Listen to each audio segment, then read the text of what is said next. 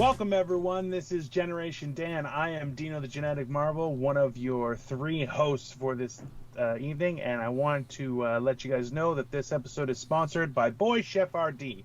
It doesn't contain human, not because it couldn't be sourced, but because it's the law. And with me today, as always, is... Nick Fernandez. Oh. We did the thing. It's okay. Just let him go. Let him go. We did the Nick Fernandez. And then you have Atlas Novak, who fucked up the Boy Chef RD joke last time. So. And I will do it next time. I will also fuck it up next time. Hey, I feel like I don't think the rule of 3 works in that particular case. Not at all. No. Oh, man. I think it's the lack of second layer.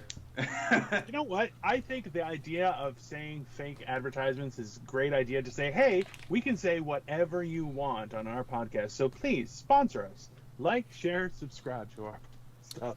There's Diana Goodman, who was on a couple episodes ago, she's part of the Laser Time Network, and they're sponsored by Manscaped, which is like the razors, and every time at the end of their little ads for it, they'll say in unison, like 3 of them going, "Your balls will thank you." And that's all I can think of whenever I shave now is just Chris Antista and Dave Rudden going, "Your balls will thank you." And I'm like, okay. And do they? I'm not shaving my balls, so no. It wasn't clear from that story. I gotta be honest. but just the kind of thing where like there's like picture you having this dialogue like this. Just... Oh, with like one leg on the counter. Yeah. One leg deep on the counter. Yeah. What the problem with that is my bathroom sink is like separate from the bathroom itself. It's like in hotels where it'll be like outside. You got a water closet. Yeah, like that.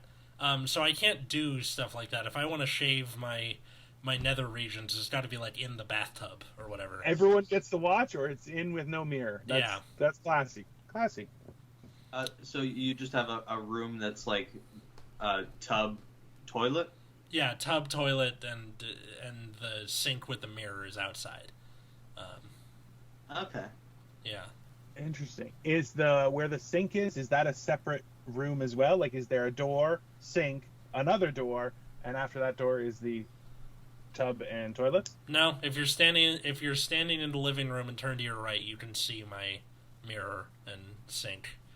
You know what's interesting about that is that that the doorknob on the inside of that door is 100% filthy. There's not a baby about it. Like, that doorknob has shit on it. Like, oh man, because you're not washing your hands before you're touching it. I'm gonna kill you. This is like something I didn't even think about. On the plus side, there's a skylight in the ceiling, so there's a constant like sun disinfectant on the door. Oh, so you got a bit of UV rays on the door, yeah. So that's good. I think as long as I leave the door like wide open when I'm gone during the day, like both sides of it get the sun. Oh, that's fantastic. Because so a glass is a natural UV blocker, so that's definitely not working. Just to be very clear. Oh, really? Yeah. Son of a bitch. I'm just picturing Dino, stop ruining things for me. Atlas tomorrow just be like finishing wiping, go to stand up, go to grab the door, and be like, "Ah, oh, motherfucker!" I'm just gonna be reminded of it every time. Every time. And the worst part is when you open the door and then do something, and you're like, "Oh no, I just touched the handle," and then like you're gonna go in to grab something and then touch the handle and realize you haven't washed your hands and be like, "Oh no, it's everywhere." It's just gonna go horrible. It's gonna be fantastic. I hate you both. Oh my god. So this week we are talking about identity crisis and other things that have to do with that. I'll be honest with you. So like Dino isn't my real name. Okay? No, it couldn't be. Okay, but I've always gone by it. Like that since I was a baby, that's always what I've gone by. But it's an abbreviation of my full name. So I've tried to go by my full name before because it's badass, but at the same time, like I did it for 15 minutes and I thought I was gonna have a stroke. Like it was just my whole brain was melting trying to keep up with going by that name. And I'm like, I don't understand how people are constantly reinventing themselves. You're like, this is as top tier as you get. I don't know. Well, you got to say what your real name is then. Oh, my real name is Constantine. There you go. So it's either Badass Roman General or the pet from the Flintstones. Something like that. Okay. Yeah. But it's in Greek, because in Greek Constantine is Costandino, so it either goes by Costa or by Dino, and I went by Dino, and that's just how it stuck forever and ever and ever. So do you think people who like go into the witness protection program, that must be really hard to like you get a whole new identity, new name, all that sort of thing? I wouldn't even be able to begin to understand it, because like the idea behind like people reinvent themselves, like new job, new apartment, meeting a new person, people go on dates constantly and are trying to reinvent themselves. I do not know how they do it, because I would lose my mind. Well, it's not like you did that or didn't reinvent yourself ever. You're constantly adding things to your identity as you get older. It's not like the toys you were into as a baby you like as an adult. Like you things happen to you, experiences happen, and it becomes this like these scraps of identity are glommed onto you like a trash monster, and then you become the creature from the Black Lagoon. And see, you would think that, but in actuality, I still like the toys I liked when I was a kid, and it's like I kind of hit like high school, and then I was like, I'm good with this. This is what I'm gonna run with, and like that's just pretty much. I've gotten smarter and better at stuff, but not necessarily a different. Like the idea of what George Costanza was like, I'm now an architect, and just would tell people that, and you're like, there's no way I would survive that. Like I would be found out instantly. I think in George's case, he doesn't plan to do it forever. He just needs to get past a certain point, right? He could though. But that's that idea that you could do that. You're like, well, once they like me, then I can tell them who I actually am. You're like, that's definitely not how that works. That is never have been how it works. As soon as people find out you're not who you said you were, nothing good at that. That is the plot summary of almost every like romantic comedy, and like where people are like, that's just not that person, you know. I don't know. I do feel like almost every one of Atlas's analogies ends with creature in the Black Lagoon. No, literally no. Listen to previous episodes. All roads lead to. I don't even like the movie all that much. It's just I don't even know what movie you're talking about. Creature from the Black Lagoon. It's It's an old timey monster movie. Generations. That's like old timey Generations too. That's classic shit right there. Oh, Silent Generation. There's a little bit more French in the past. Oh my god. What is something that, like, so we were discussing this before, what are things that your parents did that you are like crazy adamant about doing differently now as an adult? So we were talking about this off mic before, but both my parents were really bad about just being on time to stuff. Yeah. Like my dad to my soccer games. No, They both would do this thing where they're like, hey, I'm like 2 exits away, I'm 10 minutes away, I'll be right there. And then, like, there would be times where I'd be with them. I'm like, we're still at home.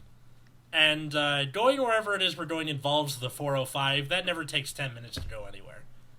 So, fuck you. No. So, like, I am obsessed with getting places, at least on time. And then I had a conversation with my sister about it, because she's bad about getting places on time, too. And she's like, how do you get to where you need to go in time? I'm like, okay, first off, Google Maps exists. It tells you how long it's going to take to get somewhere. Okay, wait. This is a good place to pause here. Take me through. So you know that you need to be somewhere on Saturday. Yeah. Take me through you planning to get to that place at 7:00 on Saturday. So there's a let's say like pick a spot in the city and then we'll go from there. Okay, I live in East Hollywood. Let's say I'm going to the west side. Okay.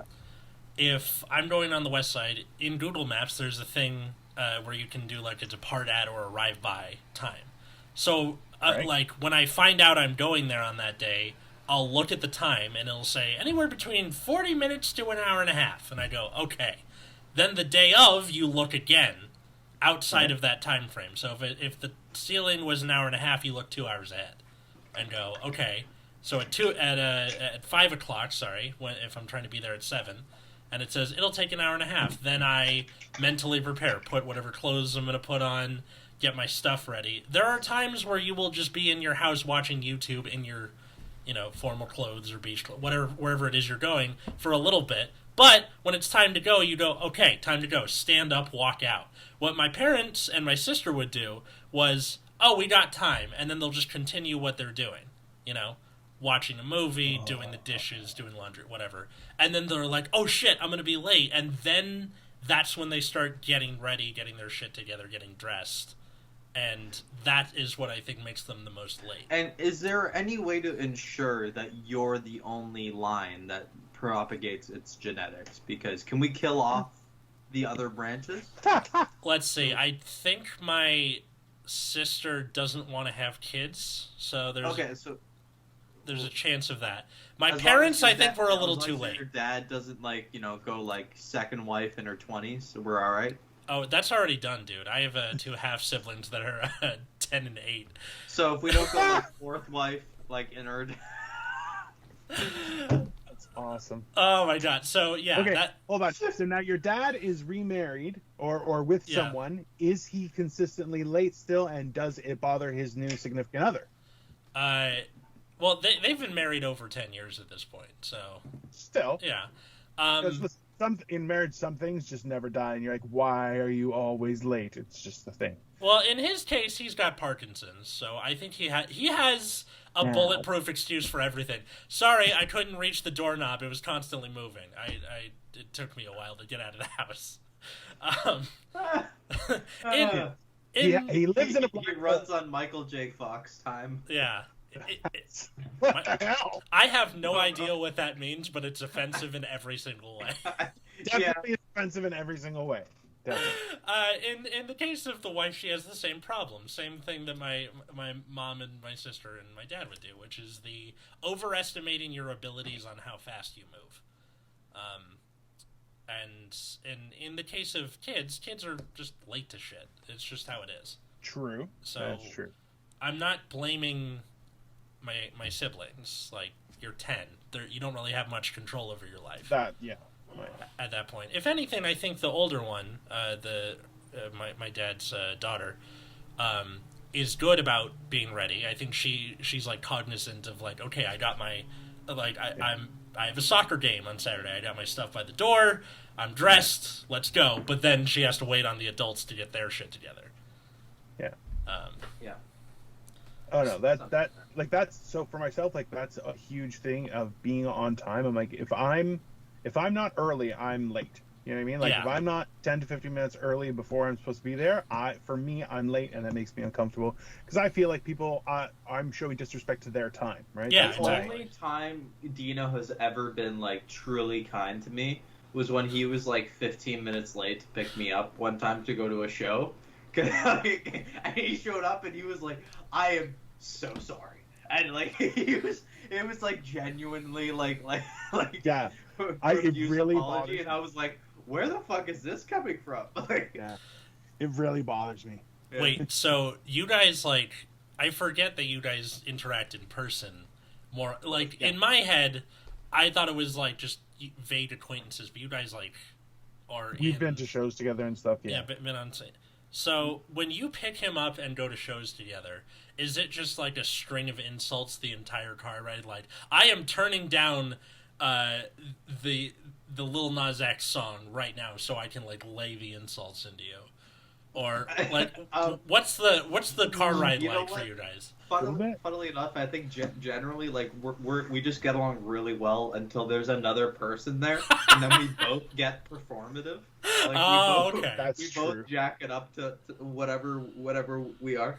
But like when it's just us two, we're generally just like talking through material, like and just like like riffing on different ideas, and then we'll create tags and stuff, and Nick will purposefully instigate situations that he knows will aggravate me with someone else. Like, he'll be sitting there, and you know what? You can tell it's this little calm before the storm where he's just remembered something that he knows that this other person has done, and is gonna piss me right the fuck off. Like I stand there going, "What the?" Like I will freak out, and he'll just go, "Hey, so remember that time?"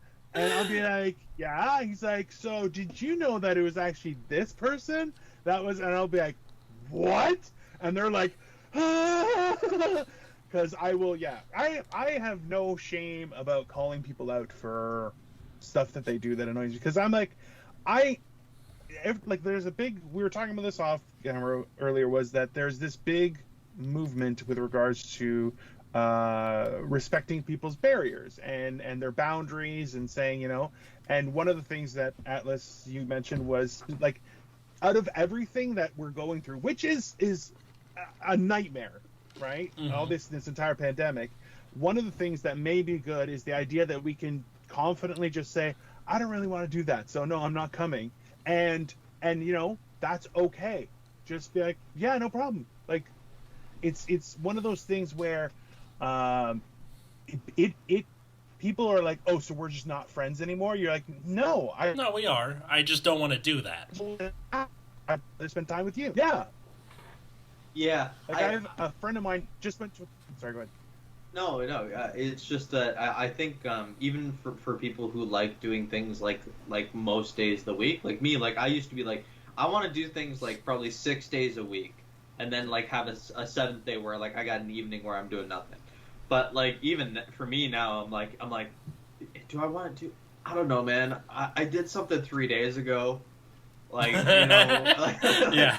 Like, I don't know if I can do it. I maybe give you another 2 days. Like I think a 5-day buffer is probably nice. Like you're doing something every 2/3 of a week or something like that. Listen, it's one of those things where I've had friends that have done stuff and I'm like, hey, I'm blocking you on Facebook because you tagged me in this post and I'm not okay with that.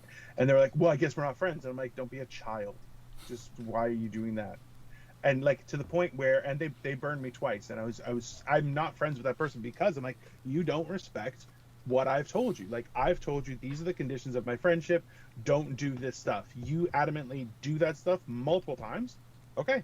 You don't respect my wishes, so I'm out, right?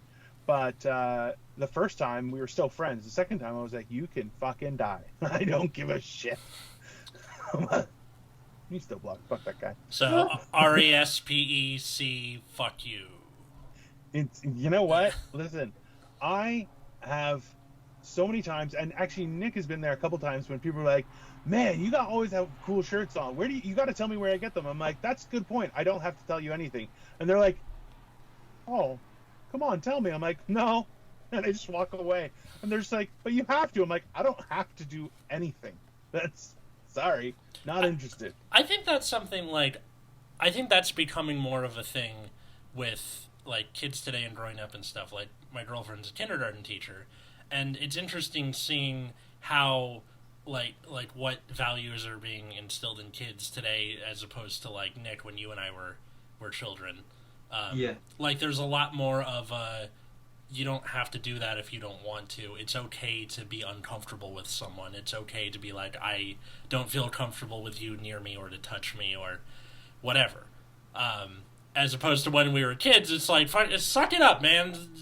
Gotta do math and shit. Like they would just like smack you over the back of the head, so to speak, and just, okay, I guess I have to do it because school sucks. Let me ask you, do you guys, when you were in school, did you guys do a lot of like group projects and stuff? Like, was that still a thing? I didn't really get them until like high school. Yeah. We had a bunch, but for the most part, like I was always a good student, so generally I would get like, my pick of who I wanted to work with. Oh, that's how it was done? No, it's just like, even if it was like enforced groupings, I'd just be like, hey, I really don't want to work with them. And that if you just know how to play the teacher right, like you can usually get your way. I don't know. I don't think I really had a lot of. I don't know, maybe like 4 or 5 over the course of all of high school. Like that's not a lot. Yeah. And for the most part, they were okay. I know the whole meme where like the guy who does nothing and the control freak, all that stuff, but it just didn't really. It wasn't as bad as I thought it was going to be. Interesting. Yeah.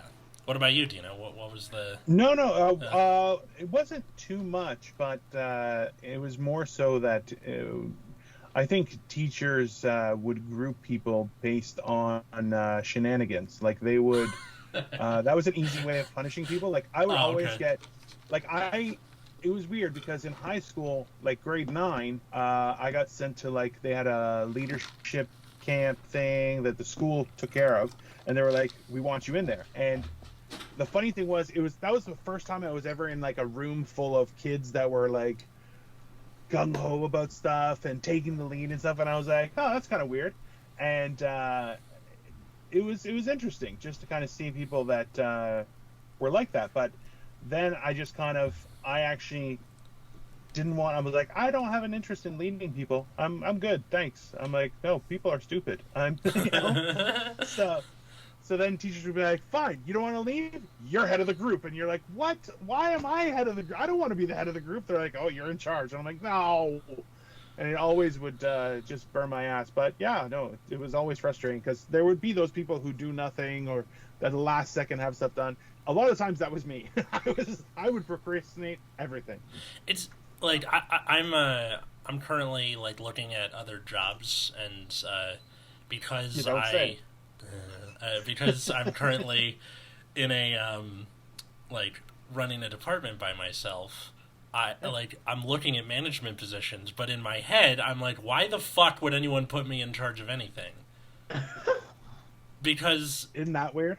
But like I've managed things before. Aside from that department, I helped found and manage a student organization in college for 3 years.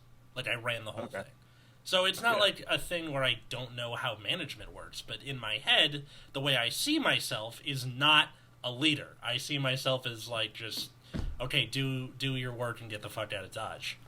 And that's not how managers are supposed to be. Yeah, well, there's that weird difference between someone who's a manager versus someone who's a leader, right? Like, being able to have an opinion and to stand up for it is more a leadership quality, whereas a manager is an administrator. Like they're not actually, they don't inspire people, they control people with, with rules and regulations and talking and endless meetings. And they're often two different completely skill sets. Yeah. Okay. That's why. So, like, realistically, it's more so you're just a glutton for punishment and dealing with stupid people. That's what makes you manager material. Yeah, that's not really. I'm definitely more of a chaotic presence in that sense, where that it's or to be a good manager, like you gotta want the power trip. I don't. I really don't. Yeah. I don't feel like you get the juice isn't worth the squeeze these days. You know what I mean? Yeah. Like it's not like that power trip is so unsatisfying anymore, right? Like, well, especially because of A, social media, and B, as comedians, our juice is getting people to like us. Also true. So having a thing where your power comes from people hating you, that's like counterintuitive to what you're trying to accomplish in your non-work life, or hobby life. It's weird. know. I'm not sure. Like, this is the thing is trying to figure out. I find it unique that every stage of growing up, you're still trying to figure out, what you want to be. Like, it's even for myself. Like, I'm an adult.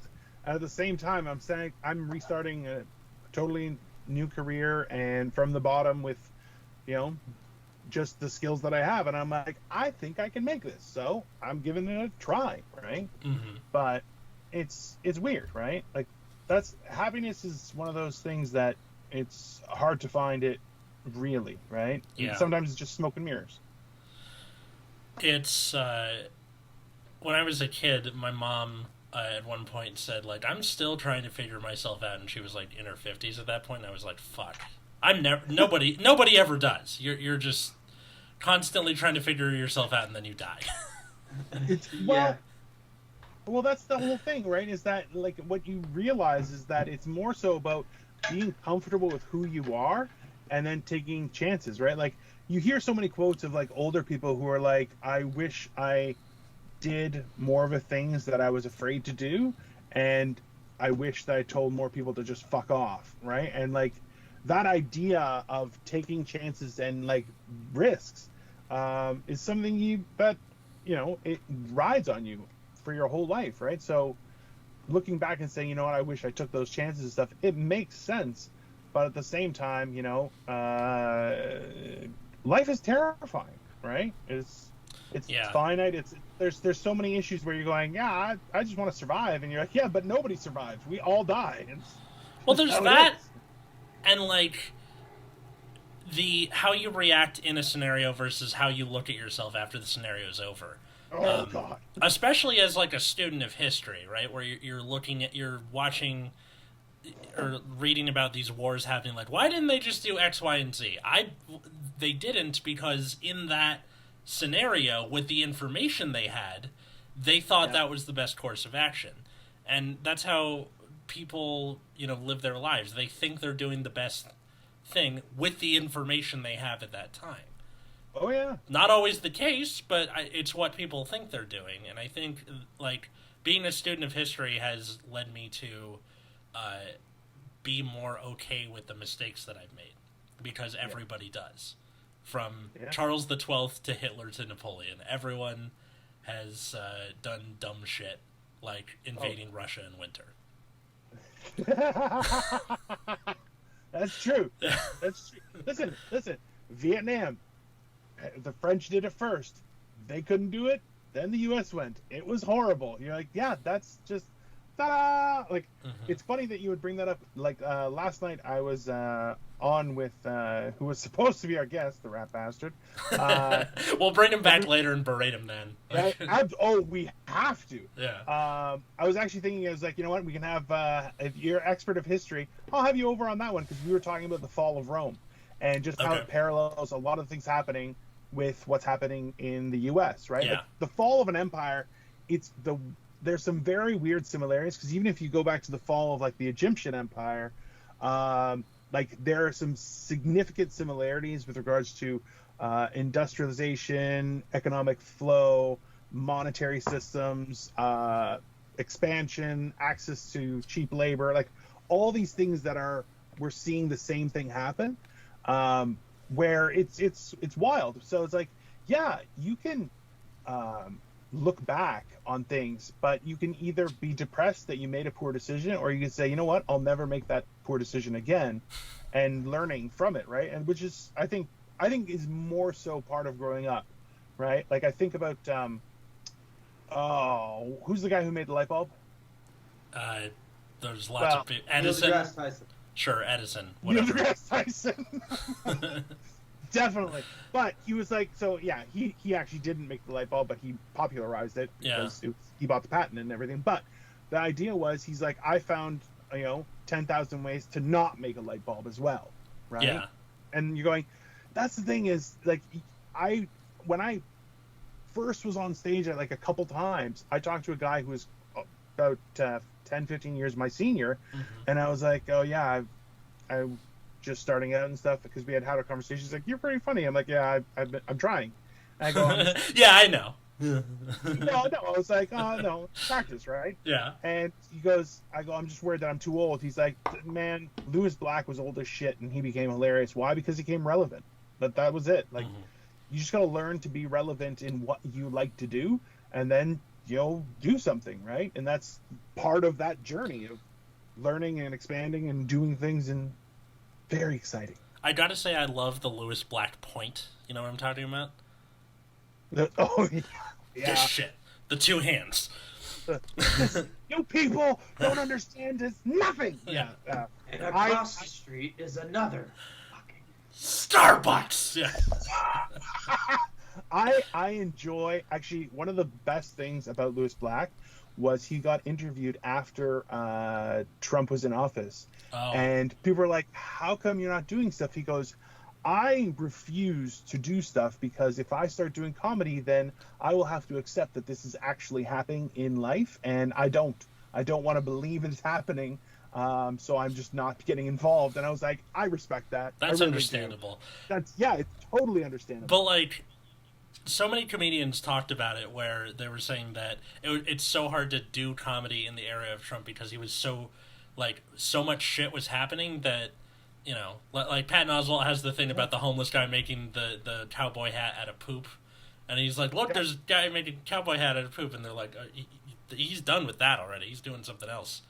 And then of course John Mulaney with the horse loose in the hospital. Mwah, so good. Like, yeah.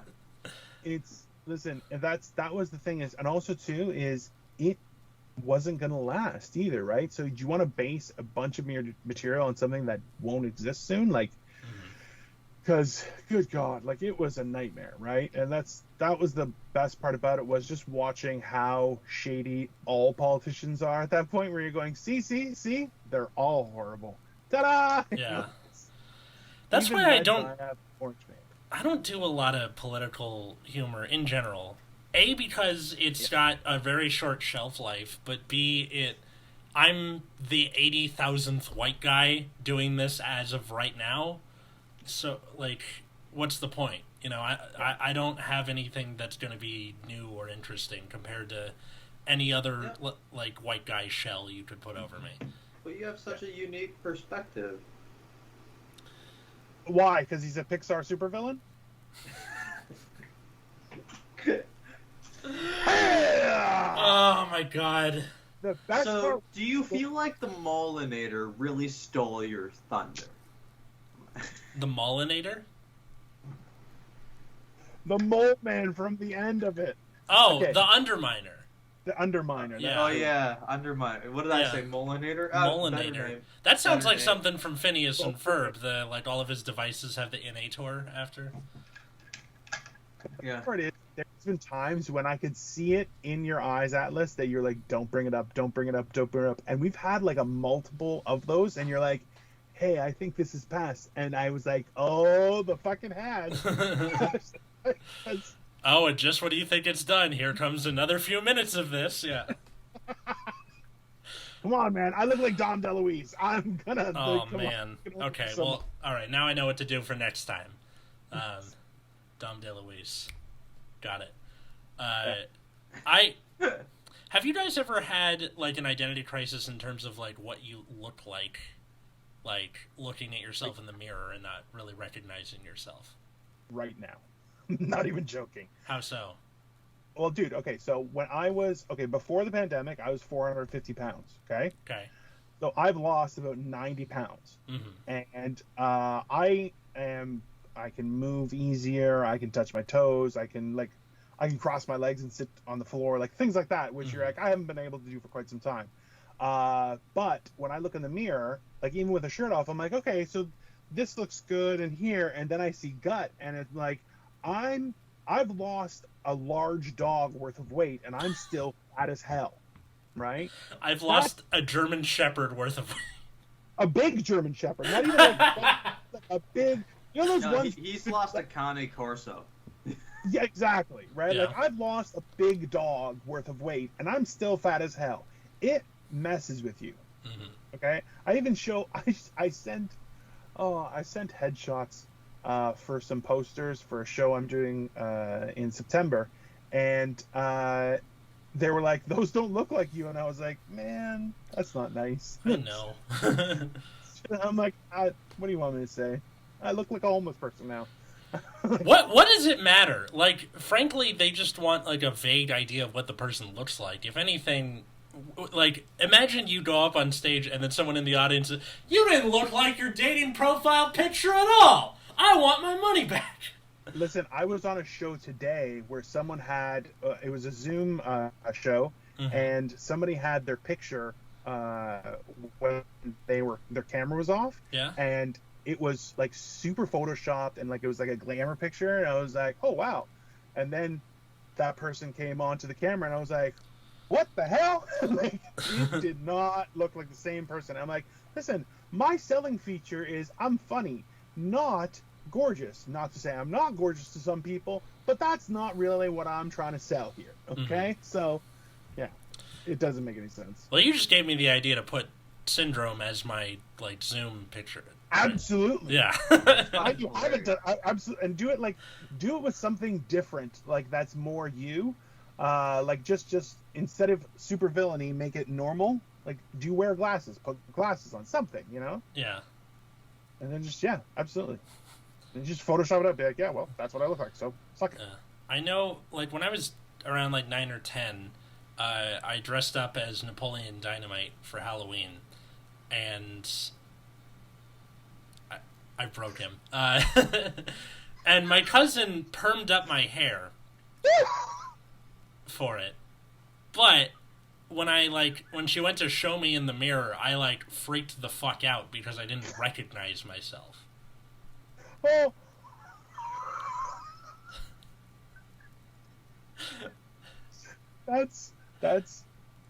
Is there any chance we could see photographic evidence of that? I don't know if any pictures were taken. I just I have pictures of me in the costume without the permed hair somewhere, but I'd have to like go to my mom's house and go digging in photo albums. But maybe worth it in the long run.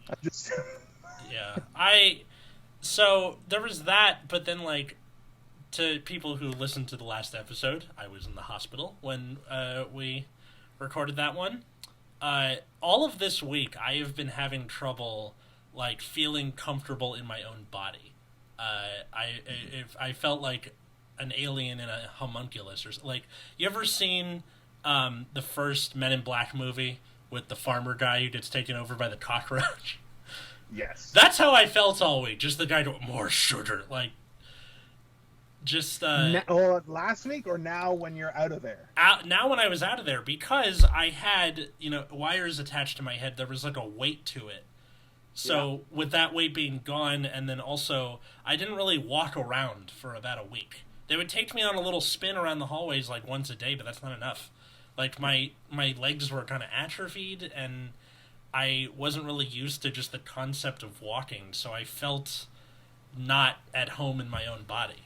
It was a very weird, like from like the Sunday when I got out to like Thursday, it just felt not okay. I felt not myself, which was very weird to me, and I had trouble explaining that to people until like I rewatched Men in Black because someone was like, "Is it like Men in Black?" And I was like, "What do you mean?" They're like, "Just rewatch it." So, like, after rewatching it, I was like, yeah, kind of.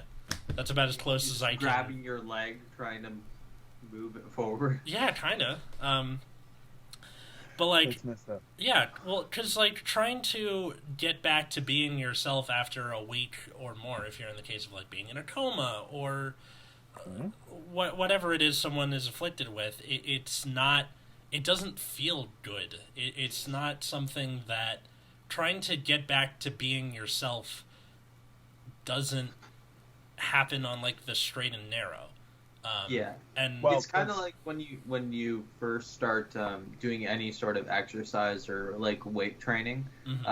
Like I've experienced that where like you go like 3 months or whatever with not doing it, and then when you go back and you pick up the same weight that you're used to doing, and then you go to do one, you're like, this is not working. Like, your arm just, like, refuses to cooperate, and you're like, oh, okay, so we need to start from scratch again. And I feel like that's also, like, super frustrating, trying to, like, climb that mountain again when you remember where you used to be. Yeah. Oh, yeah, that's super annoying, where you're like, I know I was over there. I know I can get there. But exactly I hate... Yeah, it's the way I feel going to do stand-up now, where it's like, I'm every time I'm about to go up, I'm like, oh, the panic attacks are back. Yeah. Nice to see you. Yeah. I thought we were done with you. Huh?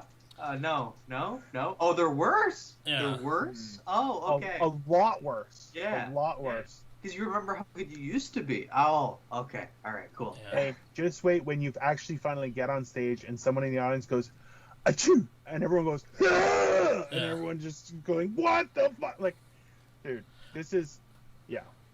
I think that's just going to be a thing, like, on a society-wide scale. We're not going to be the same ever again. Well, okay, so this is, okay. Welcome to getting older. You have, this is a theory, is that as a young person, you're constantly getting better at what you do. So you had a week where you had to adapt yourself to be able to function. You had to adapt to certain outside effects, like it being weighted. You had something you can only move, and people have to walk you around, all that kind of stuff. So in the same sense, is you've never been in a situation which you do as you get older, where you can no longer do certain things you were comfortable doing before. So you have to slowly now, you have to adapt so it feels like you're actually regressing instead of progressing, as in becoming more versatile. And yeah, that messes with your head. I'll tell you that right now. Because like the only other time I've really been like incapacitated for a long amount of time was after I got my appendix out, and I was in the hospital for a long time because gangrene. Yeah. Oh, for real? Yeah, that's one of those things where they're like, it's not appendicitis. You were literally rotting from the inside. I'm like, oh, cool. Yeah, man. Great. It's really messed up. But in that sense, you were like, oh, that's an ailment. You know, I'll get over that. In the case of this, it was something that needed to be done, that I wasn't sick when I went in. I checked myself in to find something out. And we did, but I feel worse anyway. Yeah. Yeah, that checks out. So eventually you hit the top and then start regressing, and then... Well, so, like, a lot of times it's a physical, you'll see more often than mental. So what you do is you start to put effort into better understanding of things, more versatility and interaction and knowledge base and stuff like that, right? Like for myself, when I was in high school, I remember squatting 640 pounds, right? Fuck. Like I was a monster. And like, yeah, no, like I as a human being, I'm a lot stronger than a lot of people, but I'm also 6'2" and have been over 300 pounds the majority of my adult life. Okay. So like I remember I was doing volunteer work, and I was driving the big truck where we were moving everything, and everyone were like, they were hand bombing the stuff at the end of the night. And a couple people were getting annoyed because I wasn't hand bombing too. And I'm like, listen, I'm lazy and I'm fat as fuck. I'm not going to hand bomb anything because it just doesn't work. But at one point they were trying to unload a skid and they couldn't position the skid properly because everyone was tired and everything. I said, just back up. And it was one of those skids, so it was like a 24-foot trailer, and it had one of those gates that comes up and down. Yeah. So they got it onto the gate, but they had to turn it so they could put a little pallet truck underneath it. And I said, back up, everybody. I grabbed the entire pallet, which is loaded about 7 feet tall with stuff like bottles of wine, other decoration stuff. And I just moved the whole pallet just with a, Yeah. And everyone's like, how did you do that? I'm like, that's what I'm here for. I don't do the little stuff. But it's the same thing as, I'm not going to hand bomb. I'm not going to go up a million stairs, right? But, I can carry a fridge up one flight of stairs. Ta-da! Like it's... Yeah. You got those short-term sprints down, like the anaerobic movements are taken care of. Like a dwarf, I am a natural sprinter. I'm wasted over long distances. Dwarves are very, very lethal over short distances. Oh my God. Listen, I was making a joke the other day about just as like you learn a lot. We've all been learning a lot about ourselves during the pandemic, right? And I'm like, I learned that I don't have that great of a dick game. I don't. It's just not. I don't. And I'm like, but let's be honest. Okay, is number one, I will blind you with these magical hands. Like I will make you blind. So I'm like, I still have confidence, but I'm like, let's be honest. If I have to do all the work, nobody's coming. It's that simple. I'm gonna be exhausted and just be like, get off me. I'm done. Okay. I just like the idea of like I'll blind you with these magical hands, and then you just two fingers, like Three Stooges style. Sometimes.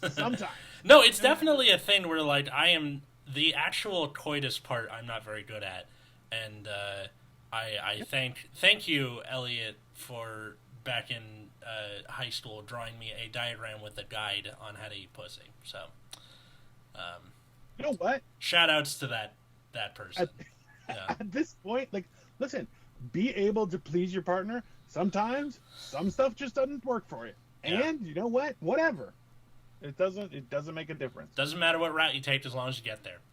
Yeah. Listen, and I'll tell you much. If you can get a girl there, she'll let you do a lot more stuff afterward. That's just how... Generation Dan, where we talk about the deep stratified feelings of identity crises, followed up with how to fuck. Because if you want to learn how to fuck, we're the three guys to tell you. That's for sure. Oh my god. For sure. That you both like. Let me teach you how to fuck from two guys who are self-proclaimed mediocre. Absolutely.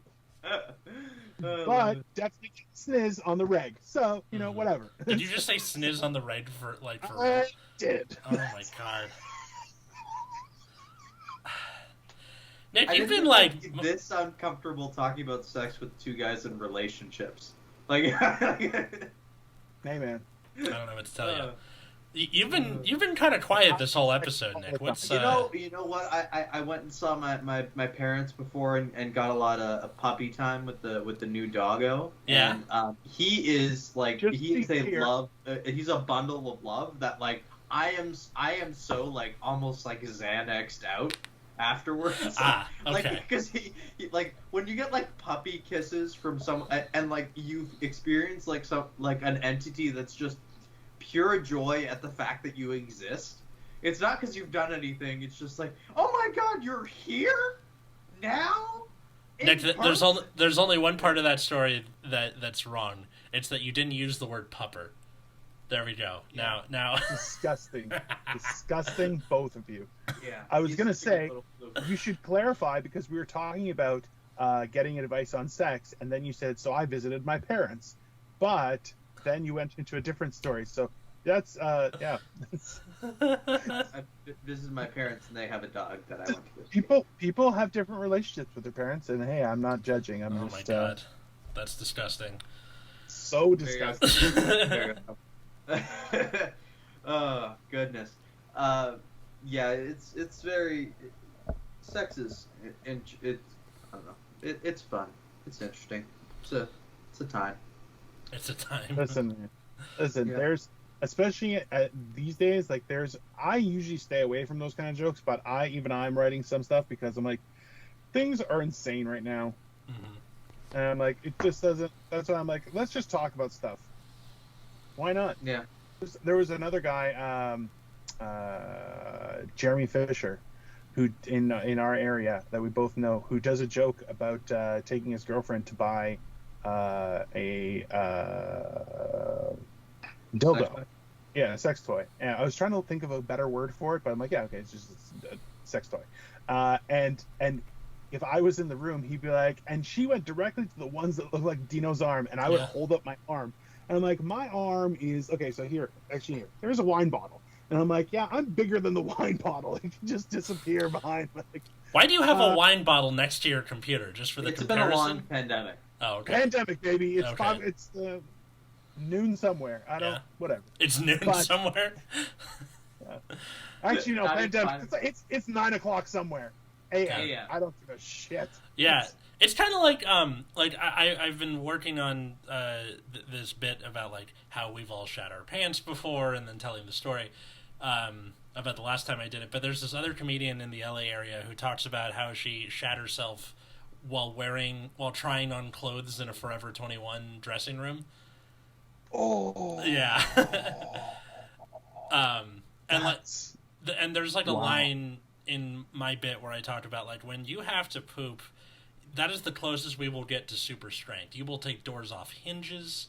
You will lift cars off your children. You will sprint through a Forever 21. Like, if she's in the room, I'll, like just for her. But if she's not there, then I don't use that tag. Of course. Yeah. Absolutely. I think there's some fun to that, where, like, your jokes and other comics jokes, like, kind of interlock with each other. In my opinion, I think you should include that either way, because everyone will find it funny. Because the idea of you in a Forever 21 is, listen, me personally. Like this, you personally in a Forever 21. Like, if I said that, people were like, not okay, man. That's super creepy. Whereas you're just a young guy, it could definitely pass. Be like, I was in Forever 21. Because people are like, they'll just assume you were there with someone. Is that the funniest story you could say? Forever 21? Not necessarily. Well, okay, there's at the beginning of the bit. Oshkosh Bagosh, right? We don't. Not in LA, at least. Like, at the beginning of the bit, I say that, like, what binds us all together is that we all have had to throw a pair of underwear in the dumpster behind Target. Definitely. Yeah, so, like, Target is my store of choice there, but... I would even go further and be, like, in the dumpster behind the farmer's market, and just that... Lots of questions. That's the whole idea. Have people going, farmer's market, eh? Be like, listen, you know, it's hey man, crushing 2 trucks over from like Lydia's gourds. Yeah, you know? I'm allergic to heirloom tomatoes or whatever. Like just Which just the sight of them makes me shit. That's a great line. It's like everyone's throwing out a pair of underwear at a farmer's market. Come on, I can't be the only one to discover they're allergic to heirloom tomatoes that way. Yeah. Like, you just crouch next to, like, Tyler's dually, you know? Yeah. Next to those massive, like, extended trucks. Listen, the only problem with that is when I was on another show and Atlas said that he had epilepsy, everyone literally just pulled out a flashlight and started going. So if he's like, I'm allergic to tomatoes... They're literally, literally they were doing this. Yes. Like, into the camera, assholes. Like, yeah. Like, dude, it was like 7 people. We're all like, da-da-da-da-da. Yeah. The worst part was I thought that was somebody giving me the light. All Assassin's Creeds have that warning at the beginning. Like, kind of, yeah. Yeah. I thought it was somebody giving me the light because the way Zoom was, it was only one person at a time. So I thought somebody was. And then I was like, oh, I'll wrap it up. And they were like, what? That was such a short set. I'm going to kill you people. It was really fun. Oh my god! Oh, so did you end it early? Yeah, well, because I thought it was someone giving me the light. Yeah.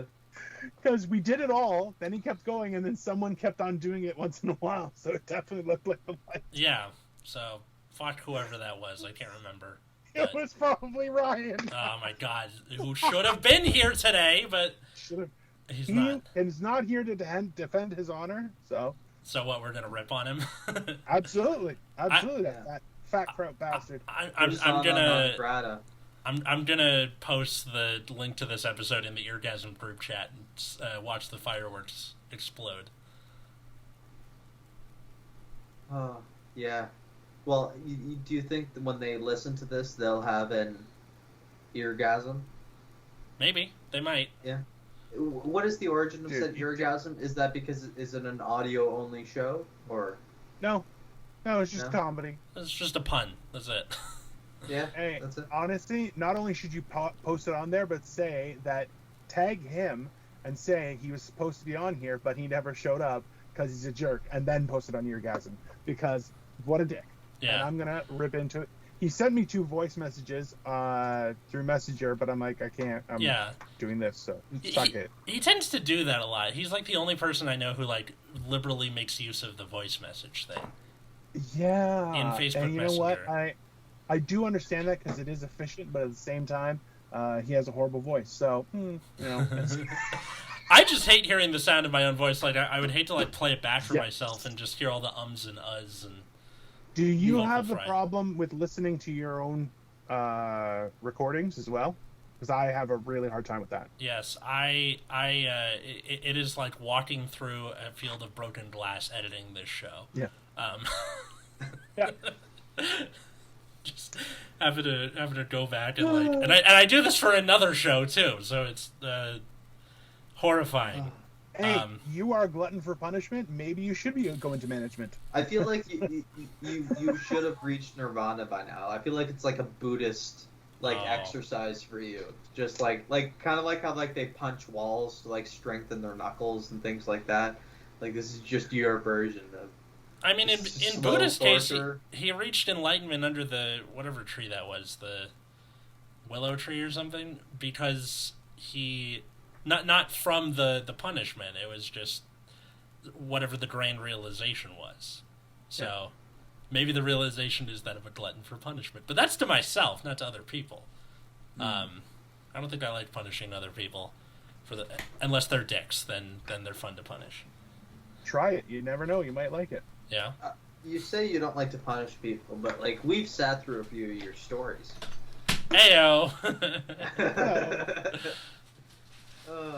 That's so fun. Dino is so fired up for someone that's wearing a shirt that says "Shh, no one cares." Yeah. Like. Yeah. The dichotomy is delicious. So, well, there's the thing is, I guess I don't like meeting new people. That's my thing, right? But the people that I do know, I really enjoy their company. So like, it's weird because I'm very, very cautious to give people the impression that I enjoy their company. Yeah, you have a really high level of buy-in before you let anyone know that you actually enjoy them. He's like I don't remember when we first met. I might have told this on here, but like I tried to make small talk with you, and you just went, "We don't need to do the thing." I think I remember this. Yeah, we could just stand here in silence, and I was like, "Fair enough, man." If anything, I would have more respect for that person. 2 months, I just stood in silence next to him every time I saw him, and then eventually he was like, "So, it was a pretty good set." I feel like that was a perfect Dino, by the way. Yeah, that was it. Yeah, I feel like that was really close. It's just been my experience that a lot of people have a hard time making friends as an adult, and I think that's one of the key achievements of being an adult is being able to make friends older you get, because a lot of people don't want to do that, but where you're like, oh, we can just, it's okay, we'll just get to know each other, and like I don't, and a lot of people are so eager to be like, oh, let's be friends, and you're like, relax, just relax. Hey, we don't know anything about each other. Yeah, but you're the coolest, and I'm like, I don't think I'm the coolest. I know I'm the coolest, so let's just relax and we'll go from there. Like it becomes tricky because other people will demand, like if they're invested in a friendship and you're not, but they'll make demands of your friendship to qualify, and they get heartbroken, right? Like that whole idea of being able to be like, hey man, that's just not for me, right? Like I have a close friend, a couple that rented a cottage. It's a really expensive cottage, and they're like, hey, we really want you guys to come. And I'm like, I'll be honest with you, we really enjoy spending time with you guys, but I don't want to go to a cottage because I live in a house with air conditioning. Fuck the cottage. Like that's not interested. And they're like, well, we can go swimming. I'm like, I don't want to go swimming in the cottage because there are snakes in there. I'm like, I don't want a fish touching my wiener. That's just my opinion. I don't need anything, no matter what it is, going up my urethra. Fuck that. Like, but yeah, that's my choice. And and they're like, yeah, that's fair. I'm like, okay. I'm like, because these were people that we were actually planning on going to the Caribbean before COVID. Before COVID. And it was like in March, and I was like, listen, if we go right now, it doesn't exist on these islands. We could go, have a great vacation, and come back, and we'll have a great time, And they were like, no, let's see how it goes. They said 2 weeks, and I'm like, and ta-da, we're still here. So do you still lord it? Do you lord it over them every time you talk? Every opportunity I get. Anytime they say that, oh, XYZ has been stressful, I'm like, well, we could have been quarantined in the Bahamas, so I guess you only have yourself to blame. And then they're like, you're such a dick. And I'm like, but am I wrong? No. So, suck it, Oh, you must be such a fun person to vacation with. Hey, Dino, you want to go take a look at the sunset? No. No, they got the sunset on the TV. It's the background. and they put up the best ones. They put up the best sunsets that they have for the past 6 months. But you can see it for real outside. Like, it's just 10 steps outside of the room. That's why we got the balcony on the main floor, so you can just walk right out to the beach. No, I'm stay here. So, I know you're trying to be mean, but spot on. Because I'll tell you right now. I wasn't trying to be mean. I'm like, we got, a year after Victoria and I got married, we went to the Bahamas, went to Nassau. It was all inclusive. It was a great trip. It was our 1 year anniversary, and we actually had a suite that opened. It had sliding doors that opened right onto the beach. So we had our own little cabana that was reserved for us, and it was probably about, say, 50. So let's say about 100 feet. Right from our door to water, right? And a couple times Victoria's like, "Oh, do you want to sit out here?" I'm like, "I'll come out and have a smoke." She's like, "No, I was going to read out here," and I'm like, "I'm going to sit in the room in air conditioning and watch TV because I paid for it." So I have no qualms with it. I'm like, "Yeah, no, I enjoy it." So. I mean, I guess. You paid for it. It's your vacation. Do what you want. Yeah. If you want to go hang out on the beach, sure. You want to go swimming? Absolutely. But at the same time, I'm like, I'm just going to sit here and take a nap in the middle of the day because I don't give a shit. I'm just going to enjoy it. But... Oh my God. Well, I hope that you enjoyed this episode of Generation Dan, and I hope you're more secure in your identity, because I certainly am not.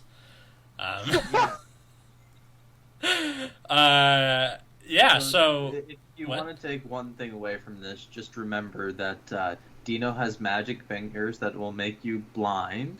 Yeah. And correct. Atlas shits himself more than regular. More than No. That's not what you should be taking away. What you should be taking away is that I, at one point, had a Napoleon Dynamite perm for about 10 minutes. That is definitely what I'm taking away. That is somewhere that existed sometime in the universe. And Nicholas talks to his parents about sex. I was also something from this. Oh, by the way, Dino, I didn't say that. The non sequitur was that Atlas just went like, "Oh yeah, you're quiet today," and then I'm like, "Well, the reason is I went to my parents and got puppy time." Yeah. And Dino, you in your head, you decided to go, "Oh, that means he talks to his parents about sex." Which I do, but that's neither here nor there. Yeah, really? That's weird. Not in. We don't share stories, but That would be awkward if your dad was like, "Guess what I did," and you're like, "I don't want to listen." So I was plowing your mom the other night, and something weird happened, son. I want your opinion on this. Oh my God! In the middle, I was thinking we need to regrout the tile. All right, where can they find us in places on the internet? You can find me on Instagram at Nick Fernandez Comedy, and other places as Nick Fernandez. Oh, you know what? You can follow me at Dino the Genetic Marvel. The best place would be on my Facebook fan page. Because I post links to everything to this podcast, to other podcasts. I'm doing a lot of history stuff that I think Atlas will talk afterwards about getting you on there because, it's we're having fun with it, and you know what? It's fun geeking out about stuff that you're like, I'm actually learning shit. It's nice, and then you make fun of it, and it's great. Yeah. So. No, history is full of stupid for sure, but the fun so kind of much stupid, so much like. You can find me on Twitter, Instagram at Atlas Novak. Find my other show at Nexus at Night, same places. All of the stuff that we all mentioned is in the down there part. So, click and find out, and leave a like, leave a comment, leave a review wherever it is you're listening to this.